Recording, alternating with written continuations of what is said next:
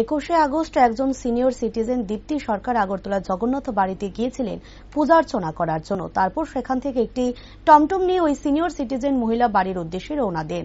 ধলেশ্বর তার বাড়ির সামনে আসার পর টমটমের চালক ওই মহিলাকে ধাক্কা দিয়ে ফেলে ভ্যানিটি ব্যাগ এবং মোবাইল ছিনতাই করে পালিয়ে যায়। পরবর্তী সময়ে মহিলা পূর্ব আগরতলা থানায় অভিযোগ করেন।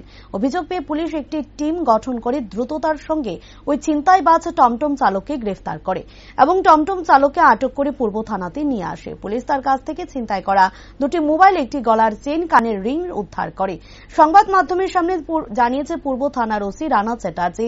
তিনি জানান, ছিনতাইবাজের নাম হলো আলকাস মিয়া এবং তার বাড়ি পশ্চিম জয়নগর। বৃহস্পতিবার পুলিশ রিমান্ডে চেয়ে অভিযুক্ত ছিনতাইবাজকে আদালতে সোপর্দ করা হবে। ওসি রানা চ্যাটার্জি জানান, তাকে জিজ্ঞাসাবাদ করে জানা যাবে তার সঙ্গে আর কে সহযোগিতা ছিল এবং আগরতলা শহরে এরকম চুরি ছিনতাইয়ের সঙ্গে কারা যুক্ত রয়েছে।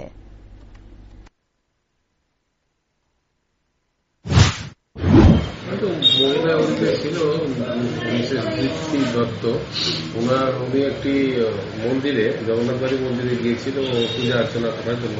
তারপরে ওই মন্দির থেকে একটি টমটম করে বাড়িতে আসার সময় ওনার বাড়ি ধলেশ্বর, বাড়ির সামনেই যখন ও জাস্ট টমটম থেকে নেমেছে, তখন এই দুষ্কৃতিকারী যে ছিনতাইবাজ টমটম চালক তাকে ধাক্কা দিয়ে তার ব্যাগ এবং মোবাইল ফোনগুলো নিয়ে যায়।